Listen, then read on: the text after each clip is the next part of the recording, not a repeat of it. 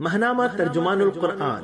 دور حاضر میں قرآن مجید کے پیغام کو سمجھنے کا بہترین ذریعہ تازہ شمارے کی آڈیو ریکارڈنگ پیش کی جا رہی ہے، سماعت فرمائیے۔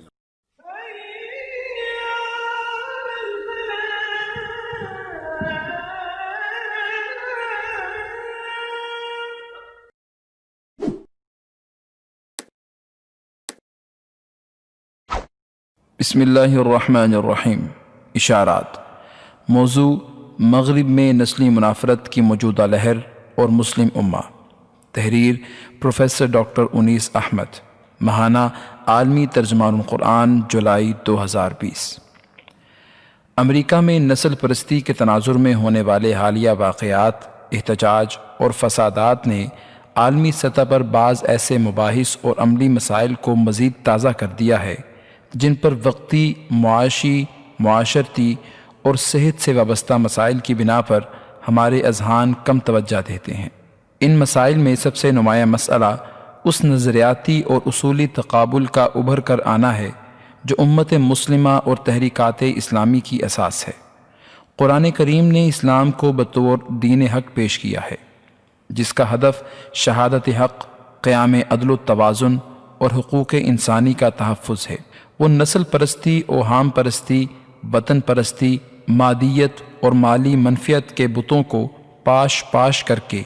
ایک اعلیٰ اور جامع اخلاقی تصور حیات فراہم کرتا ہے، جس میں افراد کی زندگی کا محور اصول اور اقدار ہیں، نہ کہ شخصیات، گروہ یا محض مادی و سماجی مفادات۔ وہ کسی شخصیت کو تذلیل کا نشانہ نہیں بناتا، حتیٰ کہ مشرکین کے بتوں کو بھی برے ناموں سے پکارنے کی ممانعت کرتا ہے، لیکن شرک، ظلم، طغیان، فساد، حقوق انسانی کی پامالی کے خلاف اعلان جہاد کرتا ہے، اور اس جد و جہد کے لیے مال اور جان کی قربانی کو عبادت قرار دیتا ہے۔ اس ضمن میں وہ ایک جانب شرک اور استحصالی نظام کی بنیادی فکر پر کاری ضرب لگاتا ہے، اور دوسری جانب مثبت اور تعمیری رویہ اختیار کرتے ہوئے انسانی فوز و فلاح اور کامیابی کے لیے عدل و توازن پر مبنی معاشرتی، معاشی، سیاسی، دفاعی، ثقافتی اور تعلیمی انقلاب کے لیے بنیادی ہدایات اور رہنما اصول فراہم کرتا ہے۔ امت مسلمہ اور اسلامی تحریکات کا اصل کام یہی ہے کہ وہ ایک تہذیبی، اصولی اور نظریاتی پس منظر میں قرآن و سنت کے موقف کو عصری زبان میں پیش کریں، تاکہ امت مسلمہ اجتماعی طور پر زندگی کے اس متبادل نظام کو قائم کر سکے۔ یہ تحریکات اسلامی معروف سیاسی اور مذہبی جماعتوں سے مختلف ایک ایسے نظم کا نام ہے جو جزوی اور وقتی مسائل کے مقابلے میں نظام کی اصلاح اور تبدیلی نظام کو اولیت دیتا ہے۔ اس کا مقصد اقتدار پر کسی نہ کسی طرح قابض ہونا نہیں، بلکہ پورے معاشرے اور پورے انسان کی تبدیلی کے ساتھ ساتھ نظام میں اخلاقی انقلاب برپا کرنا ہے، تاکہ ریاستی اعضاء ریاستی تصور کے ساتھ ہم آہنگ ہو جائیں اور زندگی کے ہر شعبے میں توازن پیدا ہو سکے۔ اس حوالے سے اگر آج کی دنیا پر ایک نگاہ ڈالی جائے تو یہ معلوم ہوتا ہے کہ یکے بعد دیگرے اللہ تعالیٰ کی طرف سے ایسی واضح نشانیاں اور آیات آنکھوں کے سامنے آ رہی ہیں جو دین اسلام کی سچائی، انسانوں کے لیے اس کی ضرورت اور اسلام کے دیے ہوئے انسانی حقوق کے تصور اور تعلیمات کی صداقت میں مزید اضافہ کر دیتی ہیں۔ اب ابلاغ عامہ کے ذرائع کے لیے ممکن نہیں ہے کہ وہ اپنی پس پردہ نسل پرستی اور منافرت کو مکمل طور پر چھپا سکیں۔ کسی کے لیے یہ بھی ممکن نہیں کہ امریکہ اور یورپ میں ہونے والے حالیہ واقعات سے صرف نظر کر سکے۔ امریکہ میں افریقیوں نسل امریکیوں اور اقلیتی طبقات کے ساتھ جو تعصب معاشرے میں پایا جاتا ہے، اس کی ایک تازہ مثال 46 سالہ جارج فلوئڈ کا سفید فام امریکی پولیس افسر کے ہاتھوں سفاکانہ قتل ہے، جو پورے امریکہ میں نسلی ٹکراؤ اور نسل پرستی کے خلاف ایک مہم کی شکل اختیار کر چکا ہے۔ واشنگٹن میں سرمایہ دارانہ نظام جس کی تعمیر میں افریقی مسلم ممالک سے لائے ہوئے مظلوم انسانوں کا کردار سفید فام افراد سے کہیں زیادہ ہے، وہ نظام آج سید مودودی رحمہ اللہ کی پیش گوئی کے مطابق لرزہ بر اندام ہے۔ امریکی صدر کی شخصیت انتہائی متنازعہ بن چکی ہے اور اس پر سفید نسل کی حمایت حاصل کرنے اور ان کے ووٹ کی قوت کی بنا پر نسل پرستی اختیار کرنے کے الزامات زبان زد خاص و عام ہیں۔ اس نسلی منافرت نے سفید نسل پرستی کے بت کی بنیادوں کو متزلزل کر دیا ہے اور خود سفید نسل کے افراد کی ایک بڑھتی ہوئی تعداد امریکہ اور یورپ کی یونیورسٹیوں، تجارتی مراکز اور سیاسی محاذوں پر اپنے ضمیر کی آواز پر کھلم کھلا موجودہ سرمایہ دارانہ اور نسل پرستی پر مبنی نظام کے خلاف آواز اٹھا رہے ہیں۔ یورپ میں تازہ ترین واقعہ برطانیہ کی 900 سالہ پرانی یونیورسٹی آکسفورڈ کے احاطے میں نصب سیسل روڈس کے مجسمے کے خلاف مظاہرہ اور مطالبہ ہے کہ اسے یونیورسٹی کی حدود سے اکھاڑ کر کہیں اور لے جایا جائے۔ اس سے قبل بھی بعض ایسے مجسموں کو جو نو آبادیاتی غلامانہ نظام سے وابستہ قائدین کے تھے، عوام نے اپنی قوت استعمال کرتے ہوئے اکھاڑ کر سمندر برد کر دیا تھا۔ واضح رہے کہ سیسل روڈس وہ شخص تھا جس نے جنوبی افریقہ میں برطانوی سامراجیت کو نسل پرستی کی بنیاد پر قائم کیا اور جسے اس کی اس خدمت کے نتیجے میں قومی ہیرو قرار دیا گیا۔ اس کے نام سے تعلیمی وظیفہ جاری کیا گیا اور اس کے مجسمے کو آکسفورڈ یونیورسٹی میں نمایاں مقام پر نصب کیا گیا۔ اس دانشگاہ میں تعلیم پانے والے طلباء و طالبات 200 سال سے اس بت کو تقدس کی نگاہ سے دیکھتے چلے آ رہے تھے، لیکن آج وہ مقدس بت انہی کے ہاتھوں اپنے انجام کو پہنچ رہا ہے۔ یونیورسٹی کے بورڈ آف گورنرز نے یہ فیصلہ کیا ہے کہ اسے یونیورسٹی کی حدود سے بے دخل کر دیا جائے، تاہم اس کو کون سی جگہ فراہم کی جائے یہ ابھی تک فیصلہ نہیں ہو سکا۔ اس پر یونیورسٹی کی اعلیٰ انتظامیہ میں اختلاف پایا جاتا ہے۔ بعض کا خیال ہے کہ یہ بت ان کی تاریخ کا حصہ ہے، اسے چھپانے سے تاریخ نہیں بدل جائے گی۔ ماضی کے تذکرہ عبرت کے طور پر اسے نظروں سے محو نہ کیا جائے تاکہ یہ زندہ عبرت کا نمونہ بنا رہے۔ دوسرا موقف یہ ہے کہ ایسے بت جو نسلی منافرت کی علامت ہوں اس قابل نہیں کہ ان کے وجود تک کو برداشت کیا جائے۔ اس تناظر میں آکسفورڈ یونیورسٹی کی وائس چانسلر کا BBC کے ساتھ انٹرویو لمحہ فکریہ فراہم کرتا ہے۔ لوئس ریچرڈسن بت کو ہٹانے کے حق میں نہیں تھی۔ ان کا کہنا تھا کہ اپنی تاریخ کو چھپانا روشن خیالی کے لیے صحیح راہ نہیں ہے۔ ان کی دلیل یہ تھی کہ 800 سال تک جن لوگوں نے یونیورسٹی کو چلایا وہ عورتوں کو تعلیم دینے کے قابل نہیں سمجھتے تھے۔ کیا ہمیں ان لوگوں کی کھلے عام مذمت کرنی چاہیے؟ میرا خیال ہے کہ وہ غلط تھے، لیکن ان کے بارے میں کوئی رائے قائم کرتے ہوئے ان کے زمانے کو پیش نظر رکھنا چاہیے۔ گویا یونیورسٹی کی سربراہ کی حیثیت سے ان کی ذاتی رائے یہ تھی کہ مجسمے کو ہٹانے سے فرق نہیں پڑے گا جب تک ماضی کے حالات کے تناظر میں کیے گئے اقدامات کا تنقیدی جائزہ لے کر یہ طے نہ کیا جائے کہ روڈس کا سامراجیت کو قائم کرنا درست تھا یا غلط۔ معروضی طور پر خاتون وائس چانسلر کی بات میں وزن ہے کہ بجائے تاریخ کے تاریک واقعات کو کتب و مصادر سے خارج کر دیا جائے، ان پر تاریخی تناظر میں غور کرنے کے بعد ان کے خلاف یہ حق میں فیصلہ کرنا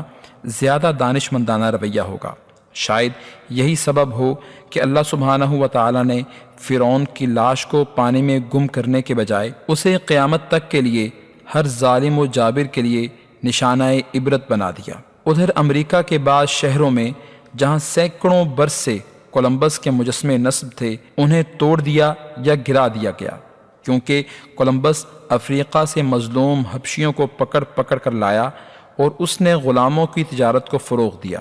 اس کا کردار غیر اخلاقی، غیر انسانی اور قابل نفرت تھا۔ اسلامی تحریک کے لیے لایہ عمل۔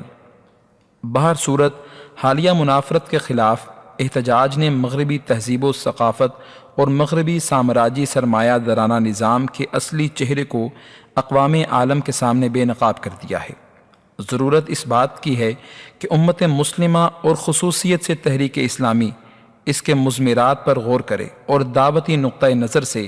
راہ عمل کو واضح اور مدلل انداز میں پیش کرے۔ پہلی بات یہ ہے کہ شاخ نازک پر بننے والے اس سرمایہ دارانہ نظام اور سامراجیت کی ناپائیداری کا ثبوت اس سے زیادہ کیا ہوگا کہ وہ اپنے خنجر سے اپنے ہاتھوں خودکشی پر آمادہ ہو جائے۔ یہی وہ دعوتی مرحلہ ہے جس میں اسلامی نظام حیات کے خد و خال عصری زبان میں اور براہ راست پیش کرنے کے لیے قائدانہ کردار کی ضرورت ہے۔ علمی سطح پر اعداد و شمار اور زمینی حقائق کے تجزیے کے ساتھ یہ بات نوجوانوں کے ذہنوں میں بٹھانے کی ضرورت ہے کہ امریکہ ہو یا یورپ، ان کا استحصالی نظام ان کے اپنے عوام کو، جن میں سفید و سیاہ سب شامل ہیں، عدل، عزت، وقار، تحفظ اور سکون و اطمینان فراہم کرنے میں ناکام رہا ہے۔ اس نظام کے امریکی علمبرداران اپنے مفادات کے پیش نظر انفرادی آزادی کے نعرے کا استعمال مستقل طور پر 250 سال سے کر رہے ہیں کہ شہریوں کو اپنے تحفظ کے لیے ذاتی طور پر اسلحہ رکھنے اور استعمال کرنے کے حق کو اسلحہ بنانے والوں اور فروخت کرنے والوں کا بازار گرم رکھنے کے لیے برقرار رکھا جائے، جس کا ایک مفہوم یہ ہوگا کہ عوام کو تحفظ فراہم کرنے کی ریاستی ذمہ داری محض کاغذ پر ہو اور لوگ ڈاکو، چور، قاتلوں سے بچنے کے لیے اپنا دفاع اپنے ذاتی اسلحے سے کریں۔ یہ اس لیے کہ امریکہ میں اسلحہ سازی اور بندوق کلب سیاسی طور پر اتنے طاقتور ہیں کہ قانون ساز ادارے ان کے سامنے بے بس ہیں۔ دوسری بات یہ واضح ہو کر سامنے آتی ہے کہ انسانوں میں بعض فطری بنیادی رجحانات دنیا میں ہر جگہ پائے جاتے ہیں، اور ایک متعفن معاشرے میں پیدا ہونے، پلنے بڑھنے کے باوجود بہت سے کھلے ذہن ایسے موجود ہیں جو کھلے ظلم کے خلاف اپنے جذبات کے اظہار کے لیے سڑکوں پر آنے میں تردد نہیں کرتے۔ یہی وہ ارواح ہیں جن تک تحریک کی دعوت اگر اس حوالے سے پیش کی جائے کہ اسلام کس طرح منافرت اور نسل پرستی کے بت کو جو چاہے پتھر کے مجسموں کی شکل میں ہر چوک پر نصب ہوں، یا جو انسانوں کے ذہن، قلب بلکہ خون میں گردش کر رہے ہوں، انہیں چن چن کر پاش پاش کرتا ہے، اور تمام انسانوں کو ان کے حقیقی خالق و مالک کی بندگی کی طرف دعوت دیتا ہے۔ اس کے ساتھ ہی سامراجیت و نو آبادیت کی تاریخ اور اس کے اصل چہرے کو اس کے اپنے ماخذ کی بنیاد پر پیش کرتے ہوئے اسلام کی حیثیت و کردار کو واضح کیا جائے۔ تیسری بات یہ ہے کہ اگر مغرب میں ہونے والے اس رد عمل کا تجزیہ کیا جائے تو دو الفاظ کثرت سے استعمال کیے جا رہے ہیں، ایک افریقی سیاہ نسل کے ساتھ تفریق اور دوسری ڈائیورسٹی یا تنوع کو خطرہ۔ ان دونوں اصطلاحات کے استعمال کے اندر خود ایسا زہر چھپا ہوا ہے جو ان کی ظاہری معصومیت سے بالکل واضح نہیں ہوتا۔ یورپ و امریکہ کے معاشرے میں تعلیم، معیشت اور مذہب کی جڑیں آج تک نسلی تعصب سے آزاد نہیں ہو سکیں۔ مغرب کے لادینی جمہوری نظام میں افریقی النسل امریکیوں کو دستوری طور پر تو ووٹ کا حق حاصل ہے کہ وہ اپنا ووٹ جسے چاہے دے سکیں، لیکن 200 سال کی تاریخ میں کانگریس اور سینٹ میں ہی نہیں، عدلیہ اور انتظامیہ میں بھی افریقی امریکیوں کا تناسب اس اصول کے منافی نظر آتا ہے۔ اگرچہ ڈائیورسٹی یا تنوع بظاہر ایک معقول اصطلاح ہے، لیکن اس کے مضمرات میں یہ بات شامل ہے کہ انفرادیت پرستی کو بطور حق تسلیم کیا جائے۔ چنانچہ ہم جنس پسندی کو ملازمت، مذہبی قیادت، قومی اور ریاستی معاملات میں اعلیٰ ترین منصب پر فائز ہونے میں کوئی رکاوٹ نہ ہو۔ امریکی سپریم کورٹ نے حال میں تیسری جنس کے افراد کے حق میں فیصلہ دے کر اس اصول کی توثیق کی ہے۔ اس ڈائیورسٹی کی اصطلاح کو MDGs، ملینیم ڈیولپمنٹ گولز اور پائیدار ترقی، سسٹینیبل ڈیولپمنٹ کے 17 سنہری اصولوں میں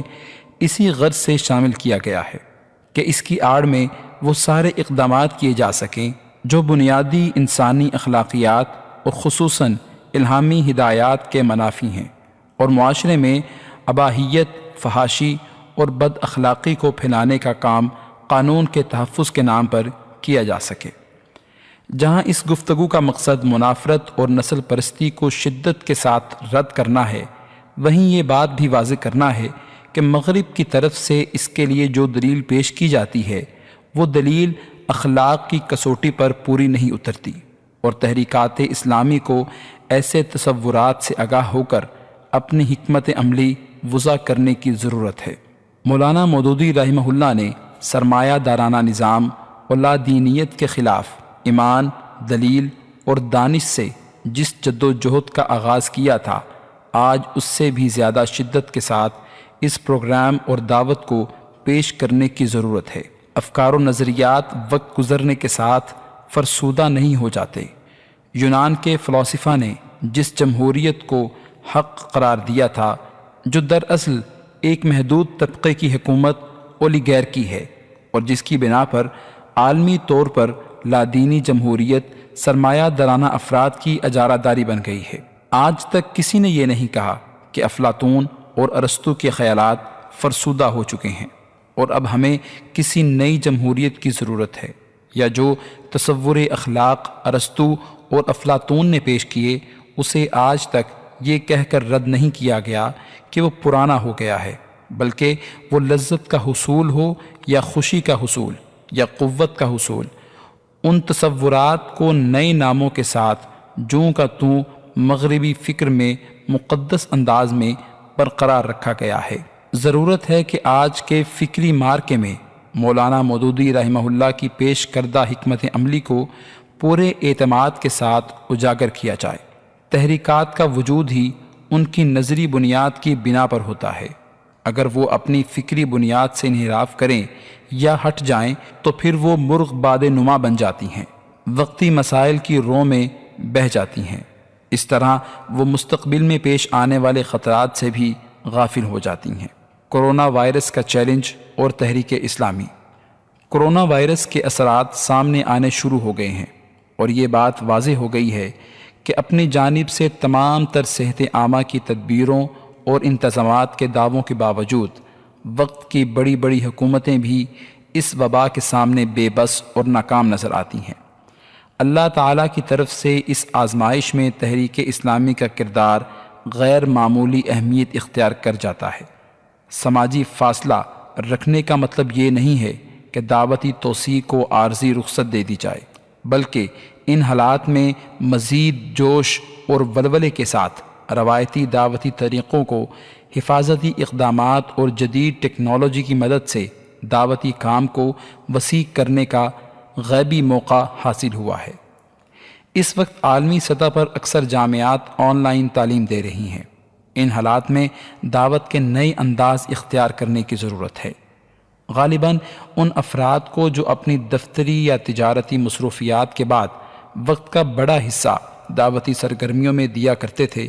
اب یہ چیلنج درپیش ہے کہ وہ کس طرح اپنے طرز عمل اور خیالات کے ذریعے تحریکی اور دعوتی فکر اور تعمیر سیرت کے اصولوں کو عملاً فروغ دے سکیں۔ ان حالات میں خدمت عامہ کے دعوتی کردار کی اہمیت میں غیر معمولی اضافہ ہوا ہے، اور تحریکی کارکنوں نے جس خلوص اور قربانی کے ساتھ اپنی زندگی کو داؤ پر لگا کر خدمت خلق کا فریضہ انجام دیا ہے، وہ عبادت کی ایک اعلیٰ شکل ہے۔ تحریک کو اس صورتحال میں نئے ذرائع سے دعوتی حکمت عملی وضع کرنے کی ضرورت ہے۔ آئی ٹی جو بہر صورت جدید تہذیب کا ایک لازمی جزو ہے، اپنی بعض کمزوریوں کے باوجود انسانی روابط، دعوت کی توسیع، افراد کی تنظیم اور دیگر ہر طرح کے مقاصد کے لیے ایک لازمی عنصر بن چکی ہے۔ اس صورتحال میں عوامی رابطہ، تربیت کردار و فکر اور فروغ دین کے لیے برقی ذرائع کا استعمال نظر انداز نہیں کیا جا سکتا۔ یہ صورتحال وہی ہے جس کی طرف قرآن کریم اشارہ کرتا ہے کہ بعض بظاہر شر، پرخطر اور نقصان دہ چیزیں ایسی ہیں جن میں اللہ خیر کا پہلو نکال دیتا ہے۔ اس وقت ابلاغی خیر کو استعمال کرنے کی ضرورت ہے۔ آن لائن دروس قرآن، آن لائن تربیت، آن لائن رسائل و جرائد و کتب، غرض ہر وہ کام جو کل تک روایتی ذرائع سے ہو رہے تھے اب وہ برقی ذرائع سے ہو سکتے ہیں، اور اس میں کسی تاخیر کی گنجائش نہیں ہونی چاہیے۔ اس بات کی بھی ضرورت ہے کہ عوام کی صحت اور طبی امداد کے حوالے سے جو کام جماعت اسلامی شعبہ خدمت نے انجام دیا ہے اسے زیادہ سے زیادہ مستحکم کیا جائے، اور ملک کے گوشے گوشے میں ایسے طبی امدادی مراکز قائم ہوں جن میں مقامی افراد کو اپنی مدد آپ کے رضاکارانہ جذبے پر ابھارا جائے، چاہے یہ افراد تحریک سے وابستہ نہ ہوں۔ کسی فرد سے اس کے مکان کا صرف وہ ایک کمرہ جس کا دروازہ باہر نکلتا ہو اور گھر والوں کی ذاتی آزادی میں فرق نہ پڑتا ہو، اس کے تعاون کے طور پر لیا جائے۔ کسی ڈاکٹر سے ہفتے میں ایک دن بغیر کسی معاوضے کے مفلس افراد کی خدمت اللہ سے اجر کی بنیاد پر دینے کے لیے کہا جائے۔ کسی فرد سے کم قیمت پر ادویات فراہم کرنے کی درخواست کر کے انہیں عوام تک پہنچانے کا اہتمام کیا جائے۔ اس کام کے لیے کسی بڑے سرمایے یا کسی بیرونی امداد کی ضرورت نہیں، بلکہ نیکی کے جذبے سے سرشار سلیم الفطرت افراد سے اچھائی اور بھلائی میں تعاون کی اپیل کر کے حکمت اور دانائی سے محض رابطہ کاری کی ضرورت ہے۔ عوام کو اس کام میں شامل کرنا اور انہیں اس خیر کی وسیع مہم کا حصہ بنانا ہی توسیع دعوت ہے،